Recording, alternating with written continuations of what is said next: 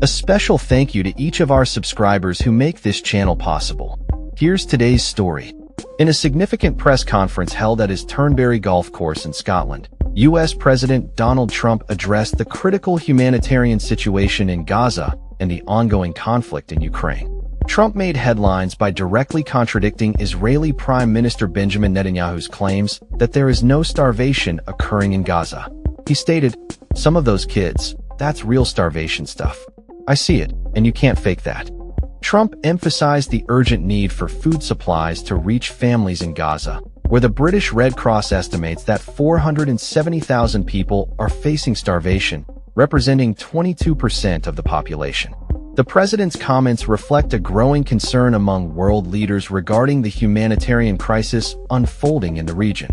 During the press conference, Trump also expressed his frustration with Russian President Vladimir Putin, announcing a new deadline for a ceasefire in Ukraine.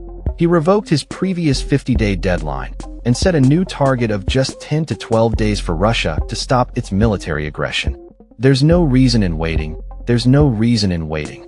It's 50 days, I want to be generous, but we just don't see any progress being made," Trump remarked. The president's remarks come as Britain and the European Union are calling for urgent intervention from the White House to address the conflicts.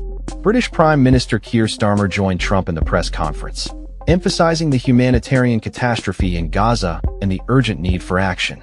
"It's a humanitarian crisis. It's an absolute catastrophe," Starmer said, highlighting the public's outrage at the images of starving children emerging from the war zone. Trump's comments on Gaza and Ukraine signal a more assertive stance from the U.S. on these global issues, as he seeks to leverage his influence to encourage Israel to expedite food deliveries to civilians. He stated that Israel has a lot of responsibility in ensuring that aid reaches those in need, despite the challenges posed by Hamas, which continues to hold Israeli hostages. In addition to addressing the humanitarian crisis, Trump also discussed potential economic repercussions for Russia and its allies, hinting at the possibility of imposing secondary tariffs that could tax their exports at 100%. This move would serve as a severe penalty not only for Russia, but also for countries like China and India if they continue to support Moscow. As the press conference unfolded, Trump reiterated his skepticism about Putin's commitment to peace, stating, "I thought he'd want to end this thing quickly, but every time I think it's going to end, he kills people." He expressed a reluctance to meet with Putin, indicating that he is not so interested in discussions that have not yielded results in the past. The urgency of Trump's message comes at a time when both Gaza and Ukraine are at critical junctures, with humanitarian needs escalating and international calls for action growing louder.